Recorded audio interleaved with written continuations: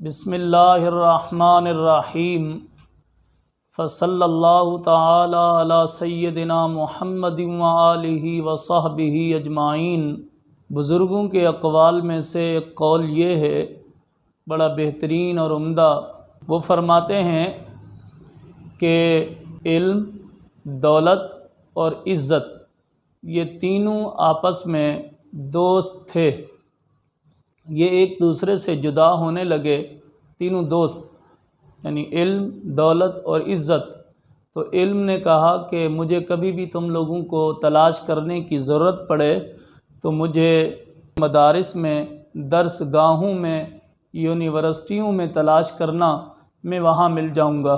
دولت نے کہا کہ اگر مجھے کبھی تمہیں تلاش کرنے کی ضرورت پڑے تو میں امراء، حکام اور بادشاہوں کے محلات میں ملوں گی، مجھے اگر ملنا ہو، ڈھونڈنا ہو تو وہاں چلے آنا، مجھ سے ملاقات ہو جائے گی۔ جب ان دونوں نے یہ کہا تو عزت وہ خاموش رہی اور اس نے کوئی بات نہ کہی۔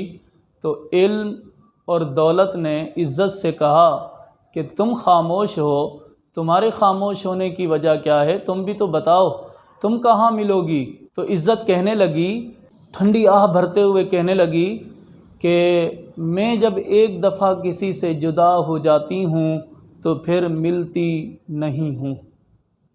دوستان محترم، اس جملے میں جو عزت نے استعمال کیا ہے بڑا قابل غور ہے کہ ایک دفعہ جو عزت کا مقام حاصل ہو جاتا ہے، جو مرتبہ حاصل ہو جاتا ہے، اس عزت کے مقام اور مرتبے کو سنبھال کر رکھنا چاہیے، اس کا خیال رکھنا چاہیے، اس کو گنوانا نہیں چاہیے، کیونکہ ایک دفعہ اگر عزت چلی جائے تو پھر وہ ملتی نہیں ہے، میسر نہیں ہوتی۔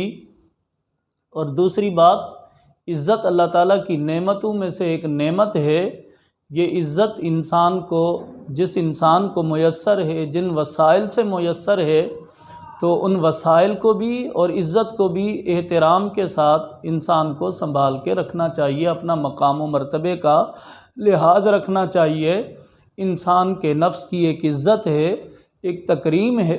اللہ تعالیٰ نے بھی انسانی نفس کو عزت اور تکریم عطا فرمائی ہے، اور وہ عزت اور تکریم یہ ہے کہ بغیر شرعی وجہ کے انسانی نفس کو ضرر اور نقصان نہیں پہنچایا جا سکتا، اور خود انسان بھی اپنے آپ کو ضرر اور نقصان نہیں پہنچا سکتا۔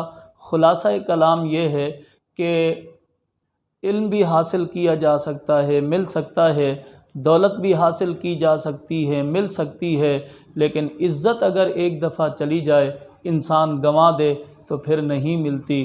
ہمیں اپنی عزت کا، اپنے علم کا، وقار کا احترام اور خیال رکھنا چاہیے۔ وما علیہ الا البلاغ المبین۔